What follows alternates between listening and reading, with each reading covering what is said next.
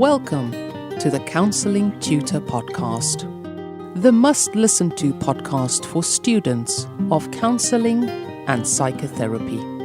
Here are your hosts, Rory Lees-Oakes and Ken Kelly. Hello, I'm Rory, and with me, as always, is Ken. How are you, Ken? Exceptionally well, Rory. I hope that you are well too, Rory. I am.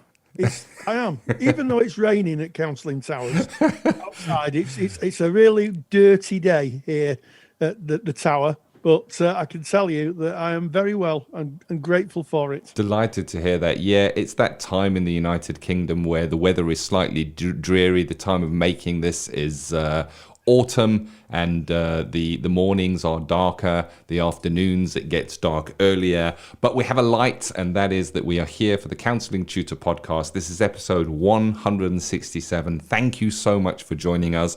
We're going to be doing 3 separate sections today, starting with our student check-in, where we're going to be looking at imposter syndrome. I think, Rory, to be honest, that's going to stretch way beyond just students. I can definitely recognize that within my own life. We then go to our next section, which is the Counselling Digital Revolution, where we look at how technology is now playing a very big part in therapeutic intervention. And we're going to be speaking about therapist boundaries related to working online or via telephone.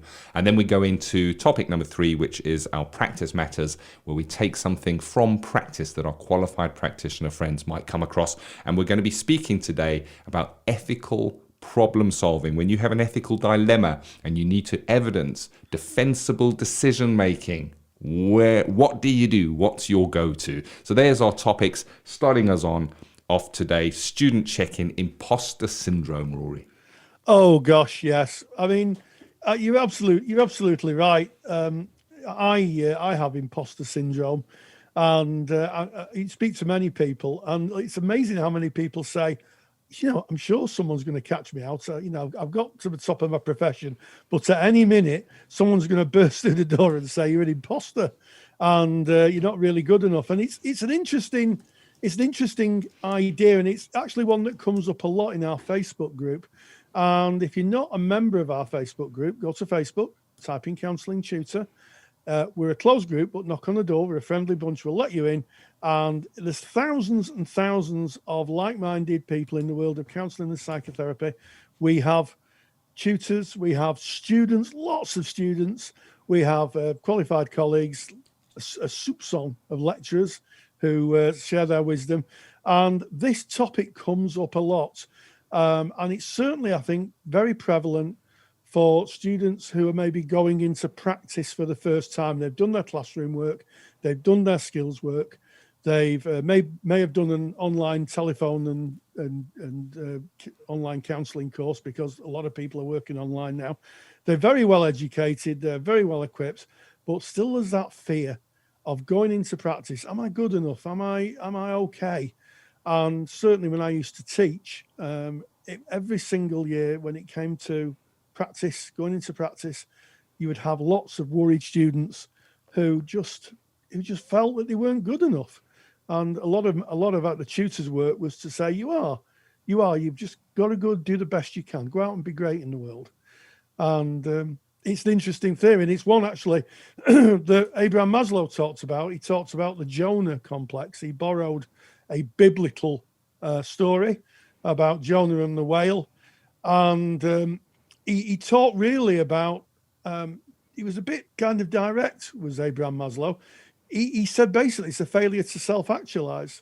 He said that not being confident in yourself is actually you self-defeating yourself. It was a bit, for a humanist, he was a bit of an Albert Ellis, really. He was a bit of a stoic. Yeah, it's a topic that I think most people will be able to relate to.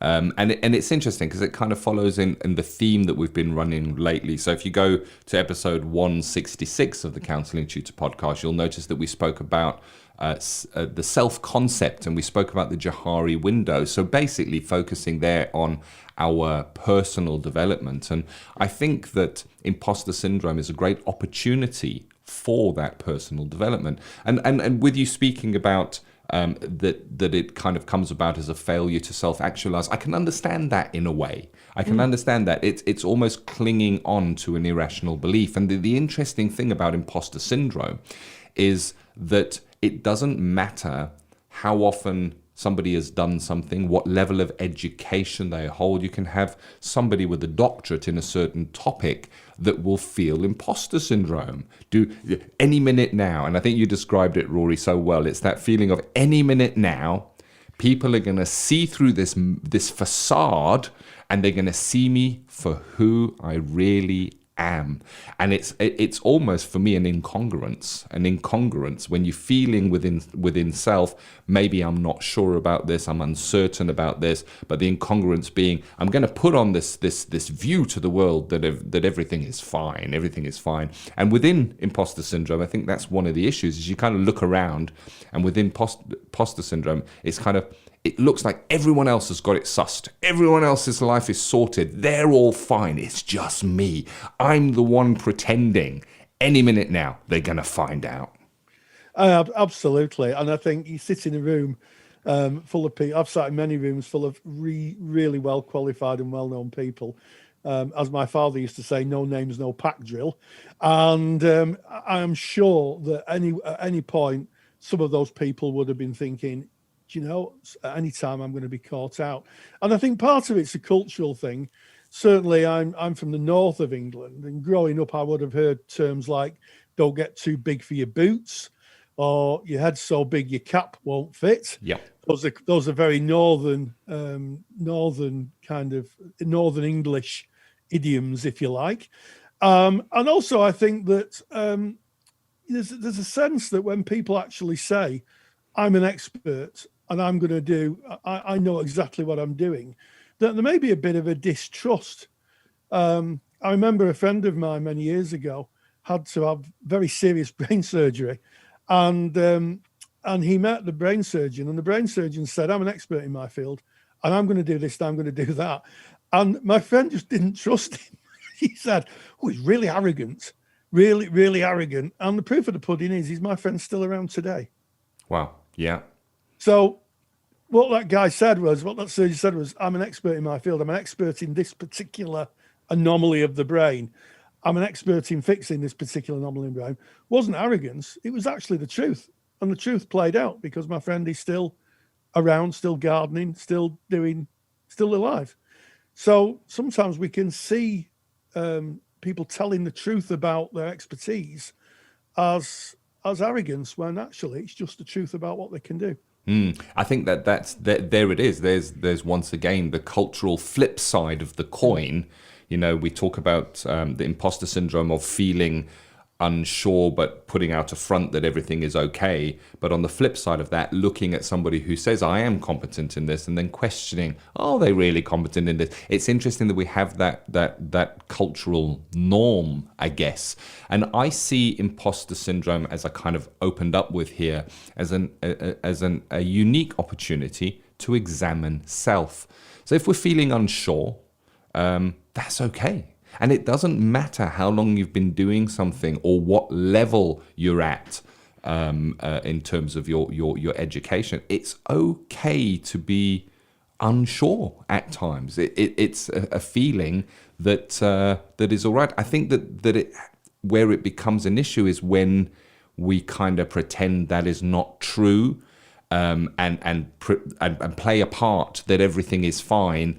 Whereas the unsure feeling can then, because it is trapped, it doesn't get to show itself in the light of day, it doesn't come out, it stays just in your head, it can turn around and it can get darker and darker, and more exaggerated as you go along. And I think therein lies the pain. And I wonder if we went to congruence and kind of stood up and said, "You know what? I'm going to be honest here. I'm actually feeling a little shaky about what I'm about to do today. I'm feeling a little bit unsure about what I'm going to do today." I wonder how that might be received. And I guess it's about how appropriate the situation is, because that's not the thing I would want to hear from my surgeon just before they said, "Anyway, let's count now from 10 to 1 as you go to sleep."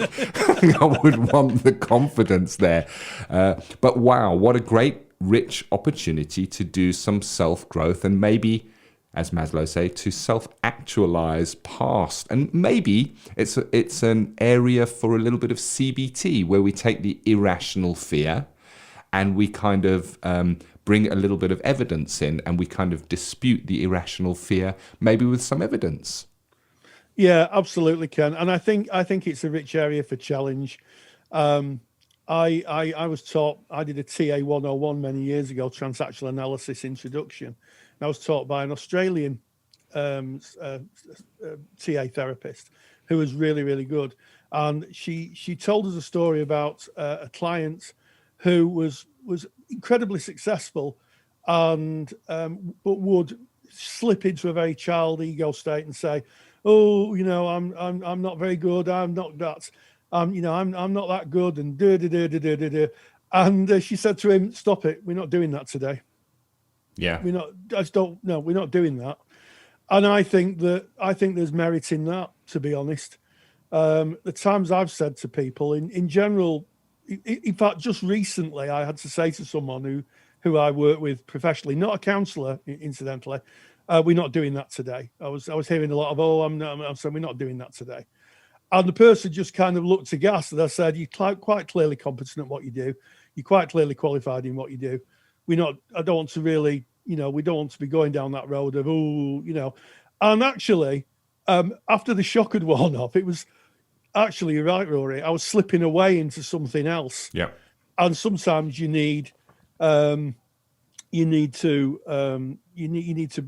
bring that back. And I think that's challenge. And I think sometimes, certainly in the person-centered lexicon, it's not that recognised, but it's very useful. The times my supervisor said to me, "We're not going down that road today, Rory."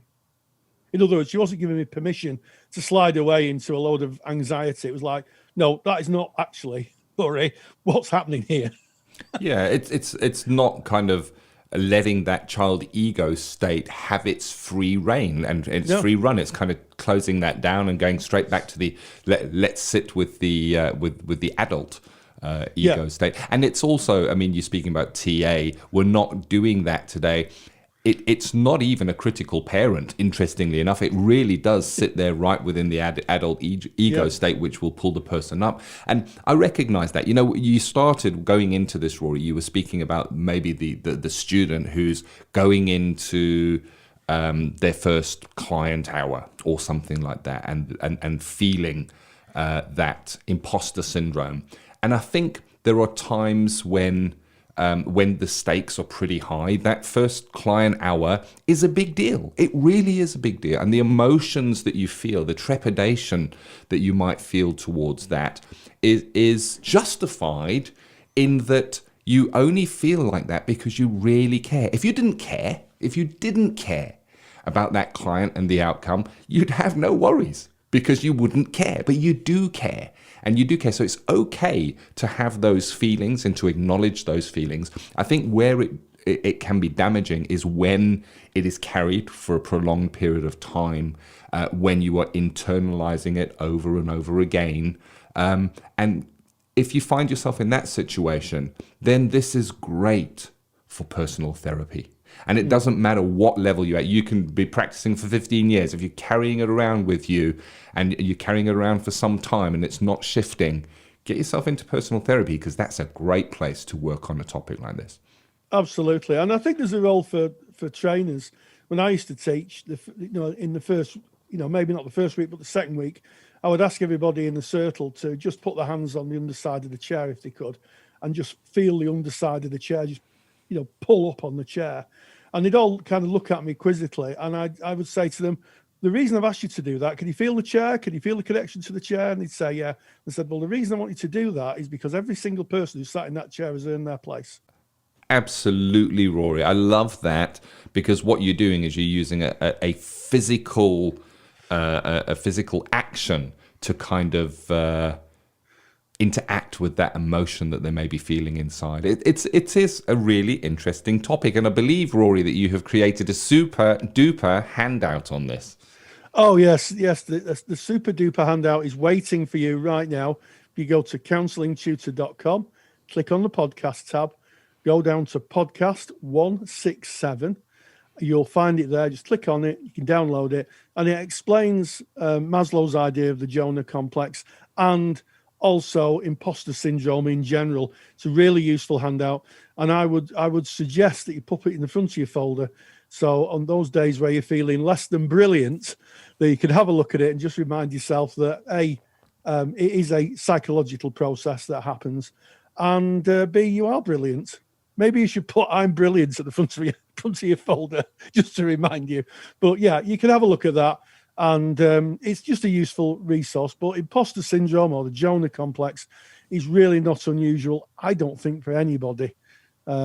There may be some exceptions I could think of, but generally speaking, I think it affects everybody from time to time. It does, and it is an important topic. And I will share with you, we have a resource for students of counselling called the Counselling Study Resources, or CSR as we call it. And within CSR, we have lectures and resources that kind of underpin formal counselling studies. And one of the topics is self-development, because we bring ourselves to the centre of our practice. And we've got a lecture in Counselling Study Resource on this very, very topic, on imposter syndrome. So if you are a member, log into your CSR and just pop in self-development or imposter syndrome. That's going to come up for you. And if you're not a member of Counselling Study Resources and you want to check out what we have on offer, just go to counsellingtutor.com. All of the details are, of course, there on our website. So that is our student check-in. And as we kind of move away from student check-in, we enter what we call the Counselling Digital Revolution, where we acknowledge that technology is now very much becoming part of therapeutic delivery, the way that we deliver therapy and the way that clients engage in therapy. And today we're going to be speaking about therapist boundaries related to online work. So without any further ado, let's dive, we're going to dive, Rory, straight into that pool, which is the Counselling Digital Revolution. Digital Counselling Revolution. Well, it's an interesting phenomenon, isn't it, that we find ourselves at this point of our society, a lot of therapists working online via phone, maybe through a video link like Ken and myself are using now. And it brings up an interesting new ethical dynamic, and that is boundaries. In episode 162, I talked about the disinhibition effect, the idea that when people work online, they may become a bit disinhibited. Clients may search you out online. They may push the boundaries a bit. And I think it's really, really important that anybody who works online revisits their boundaries, has a little bit of a think, maybe talk to their supervisor about what kind of things may come up. And I'm going to give you some examples. I think as soon as you work online, then you're kind of connected to the online world, not only just by the fact you're using, online communication. Sometimes I think clients can get a little bit confused and their boundaries may slip as well. And I'm sure that there's a lot of therapists listening to this, maybe students, maybe qualified colleagues, who are on social media under their own names. And there's a very good chance that your clients look you up. I know I get locked up, not locked up. Some people might say I need locking up, but looked up a lot. And I know that anybody who's kind of has a profile online does get searched for. And I think it's really, really important that when you are an online therapist, you're very thoughtful of boundaries. Things like clients contacting you across social media platforms. If you're a telephone counsellor, making sure that you're really clear when you're available. A telephone is something that can be picked up and used all the time, unlike a therapy room. So, if someone's seeing you for face-to-face therapy in a room, they can't just wander in the room and hope you'll find you there. But it's very tempting with a mobile phone, if someone's having difficulties, just to phone up the therapist. And I think sometimes you really got to have really strong boundaries around that. And I also think that it's very, very easy on the opposite side, if you are a therapist that's working on the phone, to have unconscious processes around who this client is, this kind of voice or sound of the person on the phone, I think can sometimes play into fantasy for therapists. And as a consequence of that, there's a danger that that therapists may fantasize about who their clients are. So I think that in terms of boundaries, I think it's a really good discussion to have with your supervisor. And if it comes up, if a client does contact you on social media or a client does phone you up outside of hours, work with your supervisor to have some kind of plan to manage that boundary, because it can very easily become very blurred. And in our world, we need boundaries to be very, very clear for both the therapist and the client. Yeah, bingo. It's that clarity. And, when we're speaking about boundaries now, and we're putting it here in Counselling Digital Revolution, which is we're talking about online, but are boundaries in a face-to-face relationship not the same as online? Well, boundaries are boundaries. So if you are working in a face-to-face relationship, you're going to have your contract. Now, the contract is one thing, and boundaries kind of may be mentioned in your contract, but they sit alongside that. It's almost like it's the framework. Clear boundaries promote trust in the practitioner and provide clarity about the purpose and nature of the relationship. And boundaries are something that exist in any relationship. So we're not talking counseling now, we're talking any relationship. Parental-child relationship has got boundaries in it. Partners have got boundaries, and friends, there's some element of boundaries, and often those boundaries are unspoken. And often those boundaries are found when one person might overstep the boundary, like a child might overstep a boundary, and then the parent might step in and go, that's going one step too far, and now a clear boundary has now been shown after it has been overstepped. And what we're called on in our therapeutic relationship is to outline the boundaries before they are overstepped, so that the client knows what the boundaries are and where the boundaries sit. And we can't assume. So in the same way as we need to practice boundaries within our face-to-face relationships, we now, when working digitally, need to consider, how does digital working differ, and what are the differences in boundaries now that I'm working online? Yes, absolutely. And I think one of the temptations that may be about is, if you're working with a client and you've got their details, you may have their home address, you may have their full name, and you're working on the phone and you can't see who they are. I'm sure that there are some people who may be tempted to think, I'll just look them up online purely so I know who I'm looking at, so I can see a picture. And I think that can be a bit of a slippery slope, because, clients are, as we are, entitled to our private lives. And, I would say that and I think ethical bodies would say the same thing too. Looking clients up online is not a great idea, even if the idea behind it is, well, if I see someone's face, I'll be a better therapist because I'll be able to see who they are.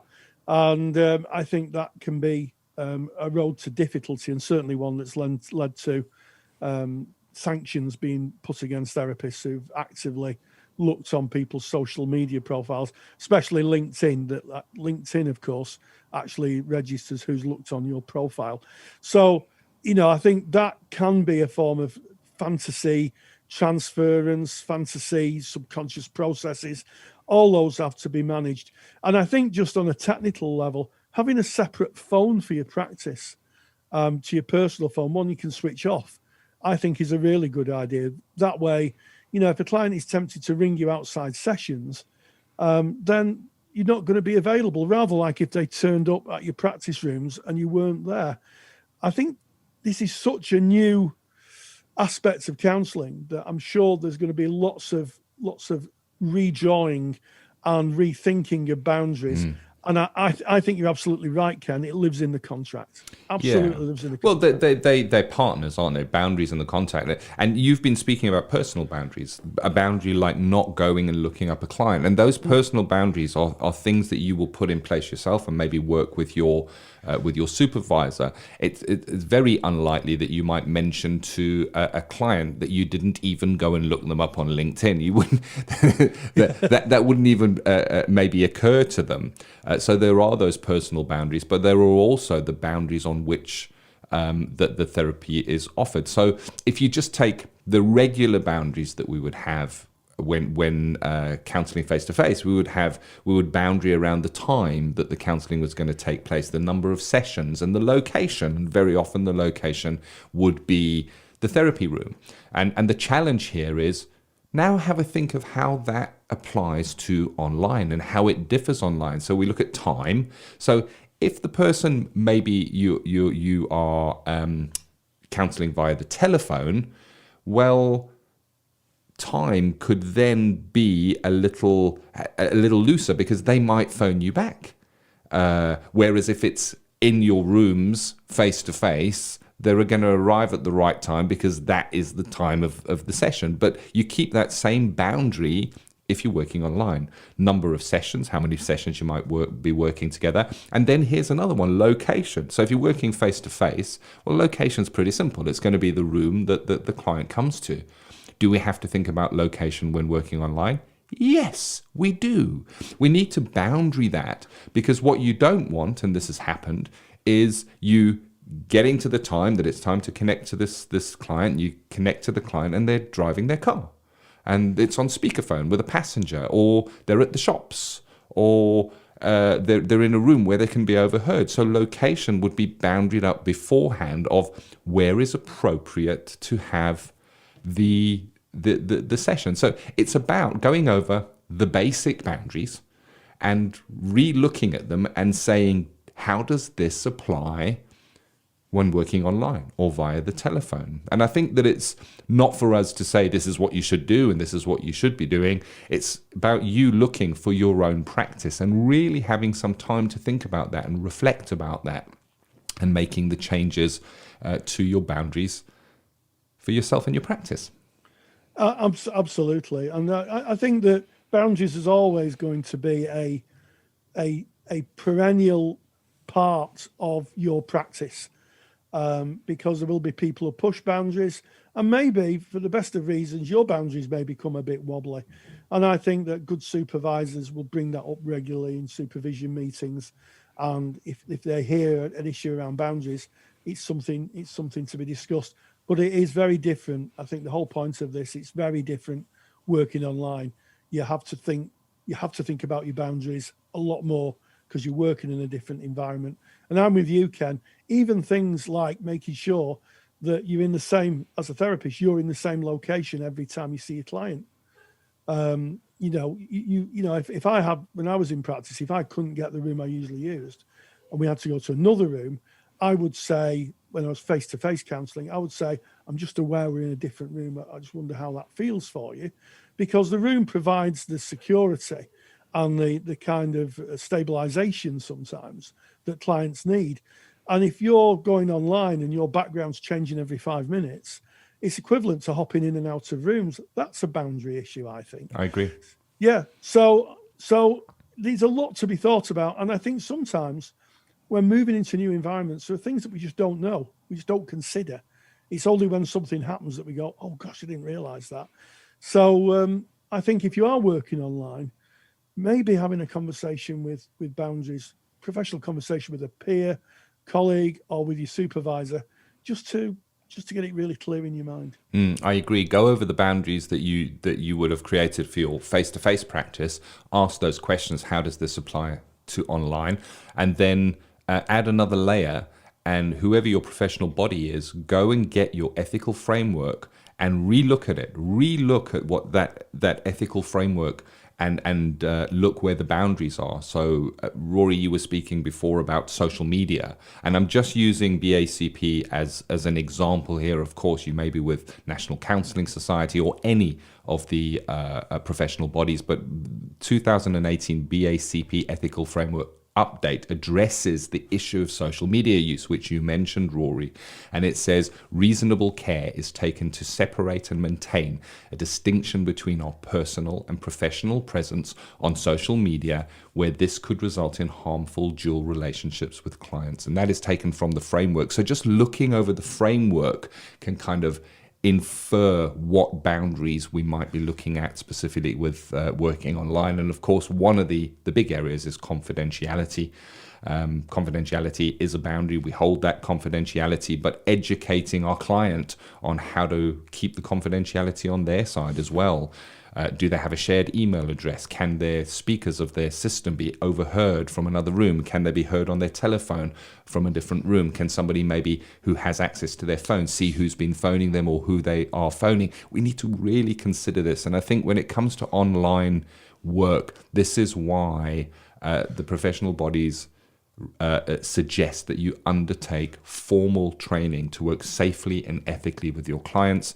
And if you're interested, Counselling Tutor, we offer a online and telephone counselling training course. We've had, at the time of this recording, over 7,000 therapists graduate through that course, and we have over 1,000 reviews from your peers that have taken this course. And if you're interested in having a look at that course, just go to counsellingtutor.com and all of the information is available there.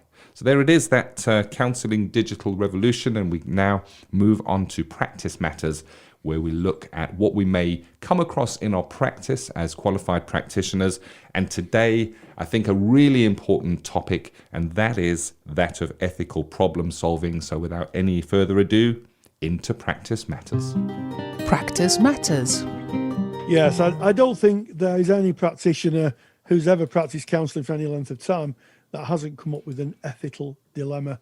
An ethical dilemma is where you are faced with a problem that you need to really think through in the best interests of your client and sometimes yourself. And I think that in recent years, the term defensible decision making has become a phrase, a term that has come into counselling. When I was first qualified, nobody talked about ethical problem solving too much, although I was taught it on my course, thankfully. And no one at all spoke about defensible decision making. And as the profession's become more professional, more organised, clients have higher expectations now, I think, than they might have done 20 years ago. It's really important that when we're faced with a difficulty in our practice, we are able to evidence our thinking in solving it, or even the evidence of addressing the problem. We may not be able to solve it, and I think that's a big takeaway for ethical problem solving. It's very, very possible that we may not get a great outcome either way, but we have to evidence the process of our thinking should we be brought in front of an ethics committee. And I was speaking to a colleague at an ethical body, and that the person was saying to me that one of the difficulties a lot of therapists face if they're ever having to speak to an ethical body about a complaint is that they cannot adequately evidence a set of thinking that's linked to ethics as a way of handling it. And that's where people really become unstuck. So it's really important that if you are any form of therapist, you could be a hypnotherapist, a psychotherapist, a counsellor. I think in any walk of life where you're working with the general public, you have some form of ethical decision-making grid. And I'm struck, our friends at the National Counselling Society have actually published a blog post on this, and it's called Responding to Ethical Dilemmas. I'm going to put the link into the show notes page. So if you go to episode 167, you'll be able to see that link. But they talk about ethical dilemmas can arise in any situation, such as social, online, mobile, media, and communication. Very strong link to our last topic in the podcast. How to manage your cause for concern, when to disclose or not to disclose. That's your personal disclosure. Issues related to confidentiality, issues relating to professional boundaries, and issues that may challenge your own moral standing. And it's a really, really interesting read. And such an important part of counselling, and thankfully it's one that's being taught a lot now. Ethical problem solving, ethical dilemmas, linked to the ethical framework is something that supervisors should be talking to their supervisees about, I think, in most supervision sessions, Ken. Agreed. And the truth is, you're going to be in a situation where you may need to make a decision in your practice. It happens time and time again. And because counseling, it has a foundation of ethics, when we're making a decision, we are really making an ethical decision. And you spoke about defendable decision making, Rory. And this is the key. Whatever decision you make, you need to be able to evidence how you came to that decision, not just I sat there and I thought that was the best idea at the time. Why? So what is a defendable decision? It is a decision that demonstrates a structured approach to the problem. And you need to evidence that. And that evidences the steps taken to come to that conclusion. So what did you do to come to the conclusion? And you need to document this. You need to note it down. And you can, of course, put this in your client notes if it's related to a client, or you can keep it separately if it's a different kind of dilemma. And demonstrates terms of reference for the decision. So if you go to law, they might cite different cases that have happened in the past of why they're making a decision right now. So you want a term of reference for why you are making your decision, and a decision that shows a systematic approach to thinking, as opposed to I thought it was a good idea. Are you working with a system? And there are ethical problem-solving systems available. I know that Professor Tim Bond created a ethical problem-solving matrix, which kind of walks through a systematic approach. But that gives you your defendable decision-making. It's how you can evidence that. And Rory, you mentioned the National Counselling Society in a great blog. And if you look at whoever your professional body is, if you go and look at the ethical framework, there will be some kind of mention to responding to ethical dilemmas and issues if you read. So for as an example, in the BACP ethical framework, we recognize that professional and ethical issues, problems and dilemmas will arise from time to time and are unavoidable part of our practice. And then it goes on to walk us through the fact that we'll be called on to make defendable decision making. And I guess why? And the reason is, it's what happens if something goes wrong? What happens if a complaint is laid for a decision that you made? What happens if you find yourself in court because of a decision that was made? It is then that your defensible decision-making process is so important, that you can evidence a documented, structured approach to how you handled and solved that problem. Yes, absolutely. And I know that, our friends at the BACP, they have downloadable ethical problem-solving grid. And we've also covered this before. I think that this topic is such an important topic. You may hear us talking about it again. Those of you who've followed the podcast from its inception will probably remember the April edition in 2016, where we talked about ethical problem-solving. And if you go to the website, counsellingtutor.com, click on episode 12 of the podcast. That ethical dilemma decision-making grid is there. You can download that as well. But it is just so important. And it's so important that when you go, I think it's so important that I hope it's taught in colleges and universities. When I did my training, I was very fortunate in that we had a whole lesson on it, and we had to have an ethical problem, and then we had to use the problem-solving grid, and the outcomes were really interesting. And initially, we had all of the same problem, and initially, all the groups had different solutions. And it got quite heated at one point in that somebody was saying, well, I don't think that's ethical. And the tutor, who was super wise, said, just because someone's chosen a different decision doesn't mean it's not ethical. And I think that's a really important thing to carry. You could have the same two therapists could have the same issue, and they may deal with it in completely different ways, and both of those ways could be completely ethical. So I think that talks about the kind of pluralism in our profession, and the learning in that session was brilliant, because we not only learned about how we would deal with a situation, we also learned to deal or heard how other people deal with it. And I think that sometimes, gaining peers' advice or colleagues' advice, running it past a colleague, running it past your supervisor will give you a wider view of the situation. So I think the message is, if you are faced with an ethical dilemma, use a problem-solving matrix, gain supervision. You could contact the ethical bodies. They have ethical advisors who will advise you on ethics. So you can use your membership to good effect there.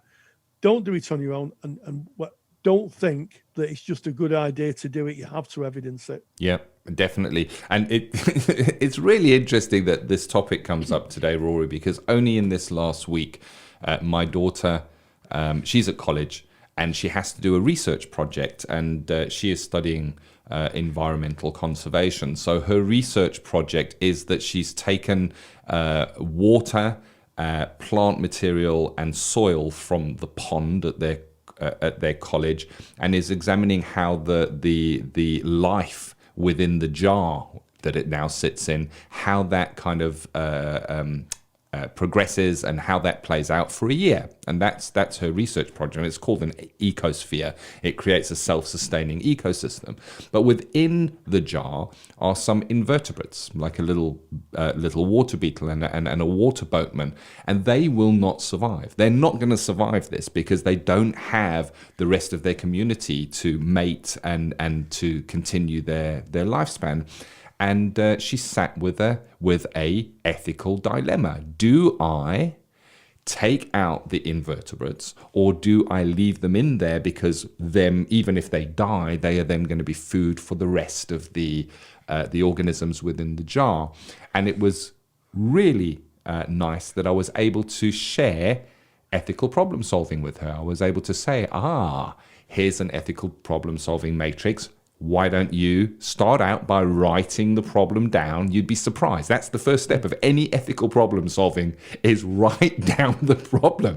You can sometimes be so surprised that when it's actually in words on a piece of paper, how it changes what that ethical dilemma is. And then we went through the ethical problem solving, and it starts off with, whose dilemma is this anyway? And they give you different choices, considering all the available ethical principles and guidelines that may relate to this. So that we actually went online to search if there were any laws. Is there a law about having a beetle? Because there are, of course, laws in keeping some animals captive. There are conservation laws for animals you wouldn't even think of, like newts, Rory. I found out that there is had it been a newt, we would have been bound by law to let it go, because there is a law protecting it, but there's not a law protecting the beetles. What codes of standards are available? And so this is what we went through with my daughter, and I think that it was really valuable learning. And that's what this is all about. When you come to an ethical problem, you want to have already done the learning. You want to already have put in the hours of CPD to understand how you work with an ethical dilemma.